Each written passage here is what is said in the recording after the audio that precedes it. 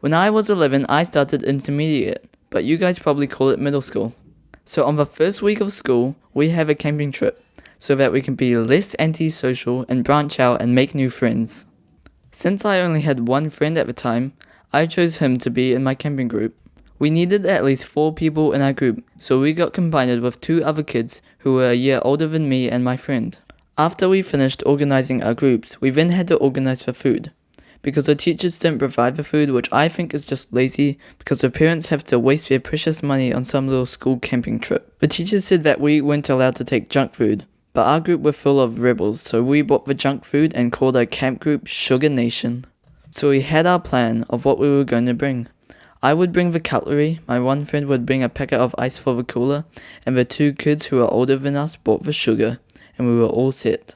We took the bus from the school and we got dropped off at the car park, where we then had to do a 4-hour tramp to get to the campsite, which everyone was salty about, apart from me because I like tramping. So we started our tramp. We walked through mountains and bushes and we arrived at the campsite. Then after the tramp, when we were all tired and exhausted, we had to set up the tents. After another 2 hours of setting up the tents, we could finally relax.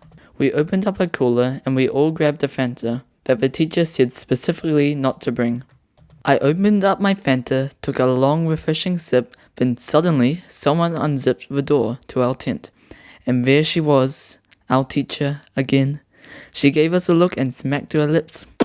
Then she took a photo of us and left. And here's a photo to prove it. After our relaxing time, after setting up everything, we went outside to play a bunch of sports, which I'm not fond of, especially cricket. I hate playing cricket. Sorry for all you hardcore cricket fans, but I've never really liked watching or playing it. But anyways, I just sat on the grass and did some drawing like a freaking loser, and also because I had nothing better to do. When it got dark, we went down to the river where we had to set up the campfires and roasted marshmallows. It was impossible to roast my marshmallows because all the kids around me were pushing and shoving and my freaking marshmallows kept on falling off and burning. So that happened.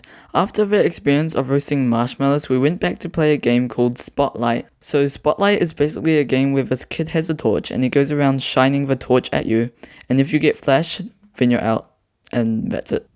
So when I had to hide, I decided to hide in the bushes. Because it was dark and the kid who had the torch was a wuss. So he wouldn't dare to go inside the dark, scary bushes.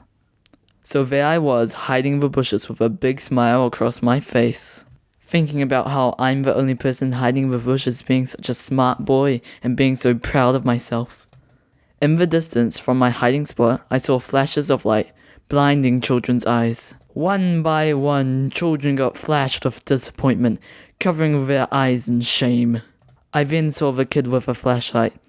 He was chasing after a kid, but then suddenly he gave up and took a hard turn and started walking towards me. I was startled. I quickly turned around and started scrambling further into the bushes. When suddenly I bumped into this random kid hiding as well that made me flip out and let out a dreadful scream, which immediately gave away my spot and the random kid's spot as well. The kid with a flashlight stood tall over me.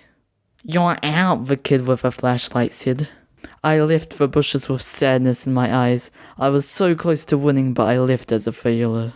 The next day came and it was time for breakfast. But since we ate all our sugary food yesterday, we had nothing for breakfast, so we just starved and looked over jealously at the other kids with their bacon and eggs. We left the campsite after lunch with all our stuff, and we started to hike back to the buses. Now, if there's one thing that I've learnt from camping, don't go camping. We have a house for a reason. Thank you for watching this video. I'm working on an animation that will be actually animated. I hope you enjoyed that video. It's taken quite a while to make, and hopefully my computer will be able to render that animation and won't have a seizure. So anyways, I will see you in the next video to come, and goodbye.